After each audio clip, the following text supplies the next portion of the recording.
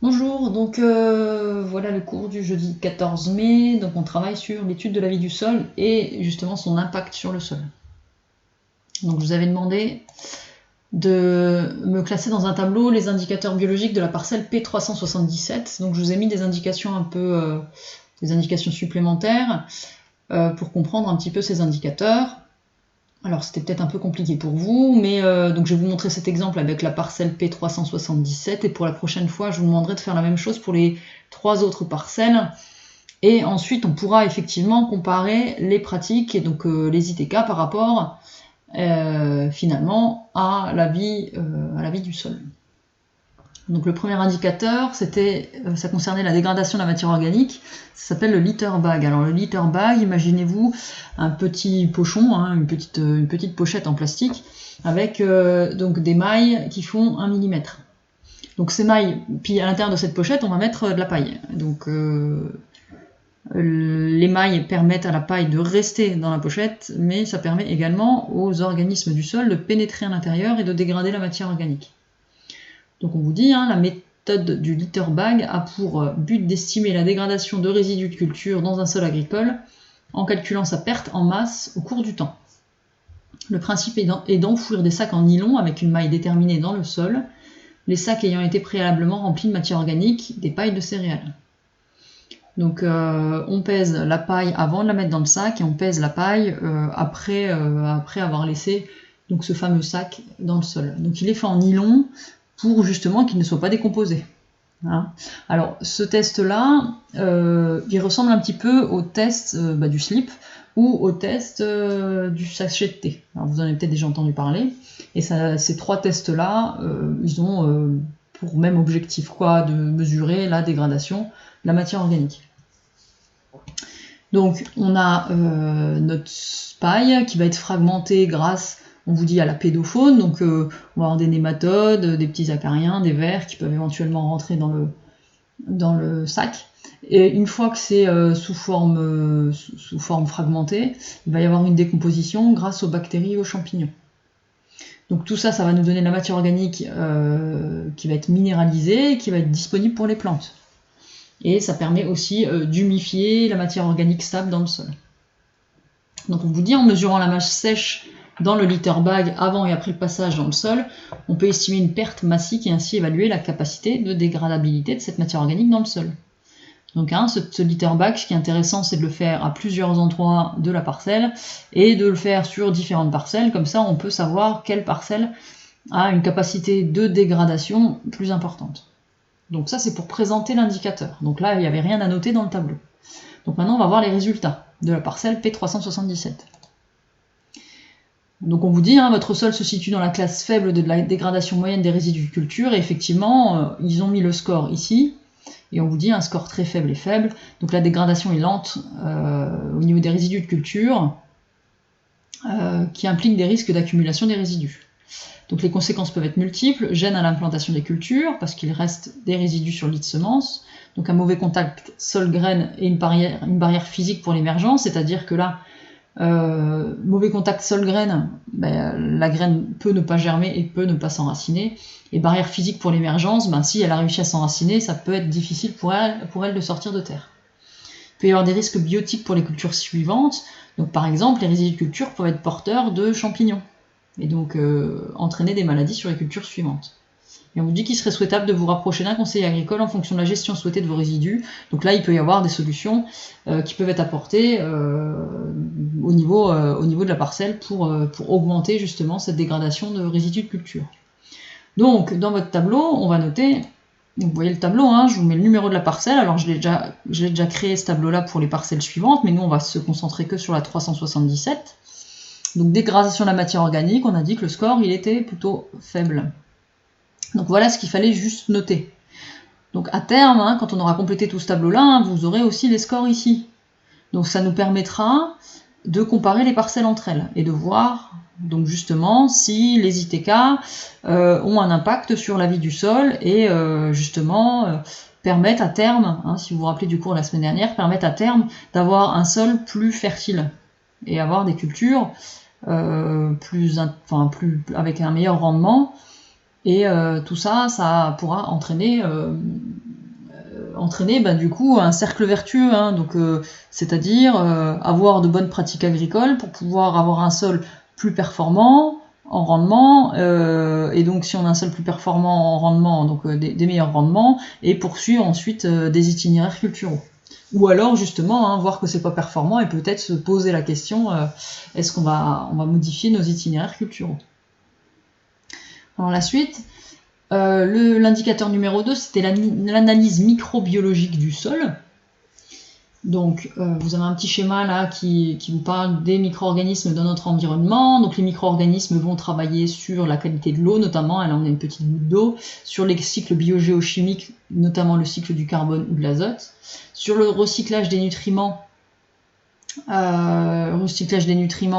donc les nutriments qui vont être disponibles pour la production végétale, sur l'état structural du sol, bien évidemment, si les micro-organismes permettent de dégrader la matière organique pour qu'il y ait de l'humus, on va avoir du complexe argilo-humique de disponible et donc un état structural amélioré.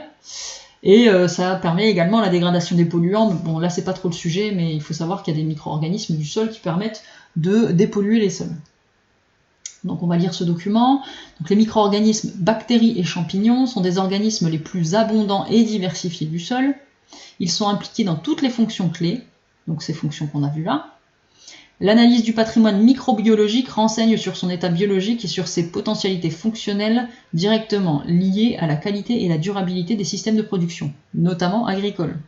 Pas que agricoles, mais ce qui nous intéresse, c'est les systèmes de production agricoles. Donc là, vous avez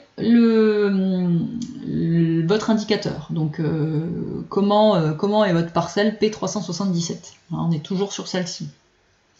Donc on voit plusieurs. Donc on voit ici un diagramme qui nous permet de voir 4 indicateurs. Donc la richesse bactérienne. Donc on voit qu'on est au niveau du seuil de confiance, c'est-à-dire que c'est assez intéressant. La richesse fongique, on la dépasse grandement, on dépasse grandement le seuil de confiance. La biomasse microbienne, donc ça c'est la quantité de microbes entre guillemets, donc bactéries et champignons. Donc là c'est aussi intéressant, on est au-dessus du seuil de confiance. Et enfin le ratio champignon-bactéries, là on est très proche du seuil d'alerte. Donc on vous dit, l'abondance des micro-organismes totaux est stimulée. L'abondance, on l'a vu, en termes de biomasse, c'est assez stimulé.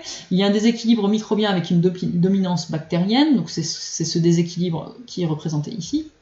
Et la diversité des bactéries et des champignons est bonne à très bonne. Donc vous voyez la richesse là, ici elle est bonne et ici elle est très bonne. Donc le bilan indique un bon état microbiologique de votre sol. Ceci reflète une bonne gestion du capital microbien, synonyme de qualité et durabilité de votre système de production.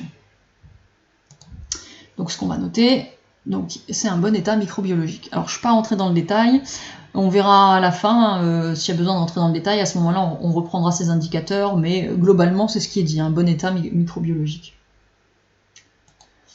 Ensuite le test Bech, alors celui-là vous l'avez peut-être déjà vu, vous l'avez peut-être déjà fait en agronomie. Donc vous prenez une bêche et vous allez extraire un cube de votre sol qui a la taille du fer de votre bêche. C'est-à-dire qu'en profondeur, il aura la longueur de votre bêche. En largeur, ça va être un carré qui va faire la largeur de votre bêche. Il faut penser à faire une excavation à côté pour permettre d'évacuer le cube en entier. Donc on évacue un cube en un bloc. Alors j'espère que vous l'avez vu, parce que là de vous expliquer comme ça à l'oral c'est un peu compliqué, et j'ai pas vraiment de vidéo à vous montrer. Mais si ça vous intéresse, vous allez sur YouTube, vous tapez test Bech et puis vous trouverez des vidéos qui vous expliquent tout ça. Donc on vous dit en tout cas que l'objectif du test Bech, c'est de caractériser l'habitat des organismes du sol, d'évaluer l'effet du système de culture et de l'itinéraire technique sur la structure du sol. Donc là, ce qui va nous intéresser, c'est vraiment la structure. Donc est-ce qu'elle est plutôt tassée ou non, cette structure notamment. Donc le principe est d'observer dans un premier temps la surface du sol, afin de repérer la présence d'une croûte de battance et des traces éventuelles d'érosion. Dans un second temps, il s'agit d'extraire un bloc de sol et d'observer le mode d'assemblage de ce volume de sol qui renseigne sur la capacité d'infiltration de l'eau et la pénétration des racines. Donc si on a des espaces suffisants entre les mottes, notamment quand on a une structure fragmentaire, l'eau peut bien s'infiltrer et les racines également peuvent bien pénétrer le sol. Donc on parle de macroporosité d'assemblage. Bon, si vous ne retenez pas ce terme-là, c'est pas grave. Ensuite, on estime le volume de sol occupé par les zones tassées, indicateur de la présence d'obstacles à l'enracinement, donc ça peut être éventuellement des pierres, hein, à la nutrition des cultures et à la circulation des fluides. Donc voilà le résultat. Donc, on a estimé le recouvrement de la surface du sol par la végétation. Ça va pas trop nous intéresser parce que selon la saison, selon est-ce qu'on vient de travailler le sol, est-ce qu'il y a une culture, enfin bon bref, ça peut varier. Présence de cailloux à la surface du sol. Donc ça c'est intéressant parce que ça nous permet déjà de dire est-ce que les cailloux remontent et est-ce qu'il y a beaucoup de cailloux dans le sol. Ça c'est un indicateur qui est vraiment intéressant parce que s'il y a une croûte de battance, l'eau ne peut pas s'infiltrer dans le sol. Donc là, il n'y a pas de croûte de battance. Et donc justement, on vous met un indice de battance 0,9, on vous dit que le sol est non battant, donc ça va nous intéresser, ça on le mettra dans le tableau. Est-ce qu'il y a des déjections de vers de terre? Donc oui, il y en a. Donc on vous dit sur 5 des 6 observations, parce qu'on a fait 6, on a prélevé 6 échantillons pour faire une moyenne. Il faut prélever plusieurs échantillons sur une parcelle pour pouvoir faire une moyenne. Donc là, il y a effectivement des vers de terre qui sont présents. Classe de tassement, on vous dit qu'on est en classe 2, et effectivement, si on regarde dans le détail, la classe de tassement de la parcelle est de 1,8, l'état structural du sol est globalement favorable à l'enracinement et à la nutrition des cultures. On vous dit cependant que toutefois, le sol est légèrement pris en masse et ne permet pas une infiltration d'eau optimale, c'est-à-dire qu'il y a très peu quand même de macroporosité, donc d'espace entre les mottes. On vous dit qu'un seul horizon est observé sur les 0,21 cm de profondeur, c'est-à-dire que là, en gros, votre sol, il fait au moins, la couche arable, elle fait au moins 21 cm de profondeur, donc ça c'est intéressant. Donc dans le tableau, état de la surface du sol, on va compléter et tassement de la parcelle. Donc état de la surface, on vous dit qu'il n'y avait pas de croûte, et que l'indice était de 0,9, donc ça on verra pour comparer les autres indices, et qu'il y avait des déjections de vers de terre. Donc ça veut dire qu'il y a une présence de vers de terre dans le sol. Et au niveau du tassement, classe 2, pas de tassement, et on avait un résultat à 1,8, et la structure était favorable à l'enracinement et la nutrition des cultures. J'ai rajouté qu'un seul horizon est observé. Donc voilà pour le test bêche. Ensuite, l'analyse de la nématofaune. Alors les nématodes, vous en avez certainement déjà entendu parler, il y en a certaines qui sont considérées comme des ravageurs, parce qu'elles vont attaquer les racines. Mais la majorité des nématodes qui sont dans le sol, ce sont des nématodes qui vont avoir un effet positif sur la dégradation de la matière organique. Donc on vous dit que le bioindicateur nématofaune correspond à l'ensemble des nématodes du sol. Les nématodes sont des organismes vermiformes, donc qui ont des formes de vers, microscopiques de l'ordre de 1 mm de longueur. Donc vous voyez, c'est des petits vers comme ça, vraiment très petits. Vous avez une micro-chaîne trophique du sol. Donc là, c'est une chaîne alimentaire. Donc vous avez les plantes qui sont décomposées, qui deviennent de la matière organique, qui sont décomposées par les champignons et les bactéries. Et vous voyez que les nématodes, elles interviennent un petit peu partout. Les nématodes, elles peuvent dégrader. Alors ça, c'est pour les nématodes qui sont considérés comme des ravageurs, elles vont attaquer les racines. Mais on a également des nématodes qui vont manger les champignons, des nématodes qui vont manger les bactéries, des protozoaires, des nématodes qui vont manger d'autres nématodes. Mais vous voyez ensuite que ces nématodes vont nourrir la faune, donc des arthropodes, qui seront ensuite nourris par les oiseaux ou par des petits mammifères. Donc les nématodes interviennent dans la chaîne alimentaire et ce sont des maillons indispensables à la chaîne alimentaire. On vous dit que leur intérêt en tant qu'indicateur de l'état du sol est lié à la prise en compte de la communauté des nématodes dans son ensemble, donc sa biodiversité, et également aux caractéristiques intrinsèques de ces organismes. Donc on va regarder ça, mais c'est vraiment du détail dans lequel on va rentrer. Si vous ne comprenez pas ces éléments-là, c'est pas dramatique. Donc on vous parle d'ubiquité. Donc ça veut dire qu'ils sont présents dans tous les milieux, dans tous les climats, à toutes les latitudes. Donc on va trouver des nématodes partout. L'abondance. Donc on vous dit dans un sol ordinaire, il y a souvent plus d'1 million de nématodes par mètre carré. Donc 1 million par mètre carré. Donc c'est vraiment des organismes très petits qui sont présents en grande quantité. Donc rôle clé dans la chaîne trophique, donc ça je vous en ai parlé, ça a en particulier un rôle régulateur des micro-organismes, parce que ça va manger les champignons, les protozoaires, les bactéries. Sensibilité aux conditions du milieu et aux perturbations physiques ou chimiques. Donc si un jour vous avez énormément de nématodes dans un sol et que vous travaillez un peu trop votre sol, ou on se retrouve avec un sol pollué, cet indicateur-là nous montre très rapidement que le sol est dégradé, Ensuite, grande diversité taxonomique et fonctionnelle. Alors taxonomique, les taxons, si vous vous rappelez, c'est des espèces différentes, donc on a plusieurs espèces de nématodes, Et fonctionnel, c'est-à-dire que chaque nématode va avoir un rôle différent. Donc on a effectivement des ravageurs, donc ça c'est une fonction particulière, mais certaines nématodes vont dégrader que des champignons, d'autres vont dégrader que des protozoaires, d'autres que des bactéries. Donc c'est ça la diversité fonctionnelle, c'est d'avoir un rôle différent, une fonction différente dans le milieu. Donc on vous dit, les nématodes peuvent être distingués selon leur comportement alimentaire dans le sol. Et enfin, on vous dit, chaque sol est caractérisé par les abondances des différents groupes fonctionnels de nématodes et par des indices nématophoniques. C'est-à-dire qu'on va regarder à quel groupe fonctionnel elles vont appartenir, c'est-à-dire ravageurs, dégradeurs, consommateurs de champignons, de protozoaires ou de bactéries, et ensuite, à quelles espèces elles appartiennent, quoi. Donc, au niveau des résultats, on a ce résultat-là, donc toujours un diagramme. Donc on vous parle d'abondance de nématodes libres, donc on est assez bon. Des phytoparasites, c'est-à-dire que ça va consommer les... alors c'est les autres, c'est pas forcément... alors non, c'est pas les autres, c'est les autres par rapport au Pratylenchus, pardon. On va regarder dans le sens là, ça va être plus simple.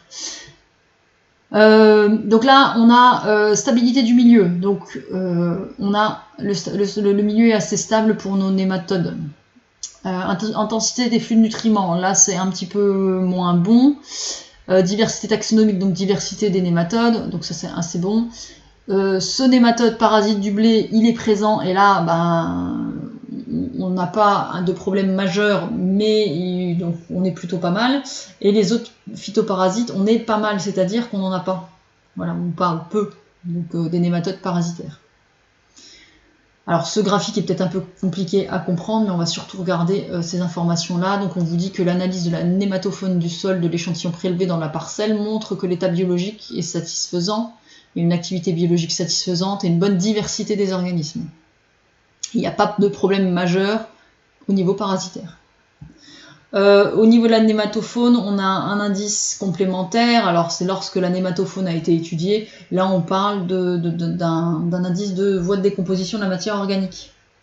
Donc on vous dit le ratio entre nombre de nématodes bactérivores et le nombre de nématodes microbivores, donc bactérivores plus fongivores, s'appelle l'IVD, donc indice de voie de décomposition. Il précise les acteurs majeurs de la minéralisation de la matière organique. Et là, vous avez l'optimum entre 30 et 90%. Là, on a un échantillon à 86,3%. Donc, on vous dit que les voies de décomposition sont équilibrées, mais qu'il y a un petit peu plus de bactéries que de champignons. D'accord, si on est au milieu, ça serait complètement équilibré, mais là, on est plus vers les bactéries, et là, on serait plus vers les champignons. Donc, ce que j'ai noté, moi, donc au niveau de la nématofaune, l'activité biologique est satisfaisante et il y a une bonne diversité des organismes, c'est ce qui a été dit dans le texte. Et les voies de décomposition de la matière organique, c'est équilibré, mais c'est principalement bactérien. Bon, je ne l'ai pas noté là, mais j'ai noté surtout le score 86,3. Donc des données chiffrées, on peut les comparer plus facilement les unes avec les autres. C'est pour ça que j'ai mis les scores. Enfin, dernier indice, dernier indicateur, les lombriques, donc les vers de terre. Donc je vous donnais d'abord l'abondance totale. Donc on vous disait que l'abondance lombricienne totale correspond au nombre moyen d'individus observés par mètre carré sur cette parcelle. Donc ici on voit qu'on est relativement moyen, on a un score moyen, avec 262,5 individus au mètre carré. Donc on vous dit l'abondance lombricienne sur cette parcelle est qualifiée de moyenne, et que l'ensemble de ces individus représente une biomasse totale de 1000 kg par hectare. Donc là on est plutôt dans une abondance moyenne. La structure écologique, donc je vous ai laissé ça juste pour avoir les informations ici. Le nombre d'individus là, on ne le regardera pas trop dans le détail, mais on va vous parler des épigées, des épianésiques ou des anésiques et des endogées. On parle donc de groupes fonctionnels. Alors pourquoi des groupes fonctionnels? Alors je vous ai rajouté un petit schéma ici pour vous expliquer. Donc les épigées, donc ceux-là, vous voyez qu'ils sont assez colorés et on les trouve plutôt en surface de sol quand il y a de la matière organique présente, donc quand il y a des résidus de culture notamment. Ces épigées, on va les trouver on va les trouver plus facilement dans un sol où on a un travail du sol simplifié et où on laisse les résidus de culture sur la parcelle. Donc on vous dit, ils vivent en surface dans les amas organiques et participent au fractionnement de cette matière organique. Ils ingèrent peu de matière minérale et ne creusent pas de galeries. Donc vous voyez, ils sont surtout en surface. Ces vers-là, vous les trouvez également dans le fumier.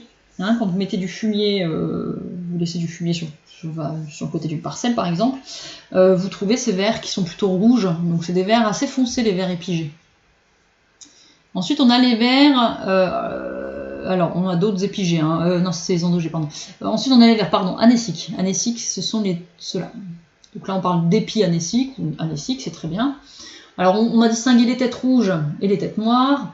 Bon, on va peut-être pas rentrer dans ce détail-là, surtout que l'anécique, bon celui-là on dirait une tête noire, hein. Donc, vous voyez, il y a la tête qui est foncée et le reste du corps il est plutôt clair. Donc là il est plutôt bicolore. Hein. On vous dit qu'ils sont ce sont des espèces de grande taille qui se déplacent dans l'ensemble du profil, ils créent des galeries permanentes, verticales, connectées à la surface. Ces galeries agissent sur l'infiltration de l'eau et la rugosité de la surface. Ils participent également au brasage de la matière minérale et de la matière organique par fragmentation et enfouissent les résidus de culture, donc comme les pailles par exemple. Donc les anéciques, hein, vous voyez, ils montent, ils descendent, ils créent des turicules, enfin il y a des turicules en surface quand ils redescendent, et ils laissent des turicules en profondeur quand ils remontent. Donc en fait cette matière, c'est riche en matière minérale, donc ils vont brasser la matière dans le sol. En plus ils créent des galeries, hein, donc vous voyez, hein, ils ne restent pas toujours dans la même galerie. Ces galeries-là, elles sont disponibles pour... elles sont présentes et elles vont permettre à l'eau de s'infiltrer dans le sol. Ils ont également la capacité de prendre de la matière organique en surface et de l'enfouir dans le sol. Donc ça va brasser la matière minérale, mais également la matière organique. Et les anéciques, voilà, on les reconnaît bien parce qu'ils sont bicolores et puis sont plutôt grands. Enfin, les endogés, on vous dit qu'ils ne remontent presque jamais à la surface du sol et se nourrissent de la matière organique plus ou moins dégradée. Ils creusent des galeries temporaires, généralement horizontales et très ramifiées, ce qui va augmenter la capacité de rétention en eau des sols. Donc les endogés, vous voyez, ils naviguent de manière parallèle à la surface du sol, mais dans le sol. Ils sont plutôt clairs, hein, les endogés. Vous voyez, on va se dire que ceux-là, ils ne voient pas la lumière du soleil, ils sont plutôt pâles. Ceux-là, ils bronzent, donc ils sont plutôt foncés. Et les anéciques, ils font les deux. Ils sortent un peu et ils re-rentrent. Donc ils ont les deux couleurs. Donc comme ça, on peut les reconnaître assez facilement. C'est un moyen mnémotechnique, hein, parce qu'en réalité, ça ne bronze pas forcément, quoi. Par contre, ce qui est intéressant pour les vers endogés, ça va permettre de stocker de l'eau au niveau de la couche arable, hein, parce que c'est au niveau de la couche arable qu'on va les trouver. Donc là, vous avez les différentes valeurs de notre parcelle, mais ça, on ne va pas trop les regarder. Hein. Ce qu'on va regarder, c'est le score après. Donc là, on vous a donné le diagnostic général. Donc encore un diagramme. On a la diversité lombricienne qui est pas mal, l'abondance lombricienne qui est pas mal aussi, l'abondance des épigés. Donc là, les épigés, c'est ceux qui sont en surface. Ben là, il n'y en a pas. Les anéciques, alors on a les deux là, donc vous voyez qu'ils sont relativement intéressants. Et les endogés, ceux qui sont en profondeur, c'est pas mal aussi. Donc ceux qui se baladent au niveau parallèlement à la surface du sol, mais en profondeur. Donc ceux-là, c'est ceux qui sont en surface, et ceux-là, c'est ceux qui naviguent entre les deux. Donc globalement, on a de bons résultats, quoi. Hein. Donc on va noter au niveau des lombriques que l'abondance elle est de 262 individus par mètre carré, que la biomasse elle est de 1000 kg par hectare et qu'il y a peu d'épigés, même pas du tout d'épigés, quoi. Par contre il y a des anéciques, il y a des endogés. Donc vous voyez, c'est ça que je veux que vous fassiez pour les autres parcelles. Donc vous pouvez prendre cet exemple là et vous regardez tous les indicateurs. Alors vous verrez qu'il y a une parcelle, alors je ne sais plus si c'est la 102 ou la 266, il y aura des informations qui seront manquantes, donc on verra comment on peut la comparer avec les autres, mais là il y en a deux autres où les informations sont vraiment complètes. Donc je voudrais que vous me fassiez ça, de compléter ce tableau à l'aide des données de la parcelle 102, 286 et 385 pour le 25 mai. Donc vous me faites la même chose, vous prenez les données, vous complétez le tableau, et ça nous permettra du coup le jeudi d'après, donc jeudi 27 ou 28 mai certainement, ça nous permettra de faire une comparaison entre les parcelles, et puis ensuite, plus tard, ou à ce moment-là, on verra comment que ça se présente, de faire un petit comparatif avec les itinéraires culturaux, et puis voir si les itinéraires culturaux ont directement un impact sur la vie du sol, voilà, pour vous permettre de prendre des décisions peut-être un petit peu plus avisées au niveau, enfin quand vous serez installé. Voilà, je vous souhaite un bon week-end et puis une bonne journée, et puis à bientôt. Excusez-moi, hop.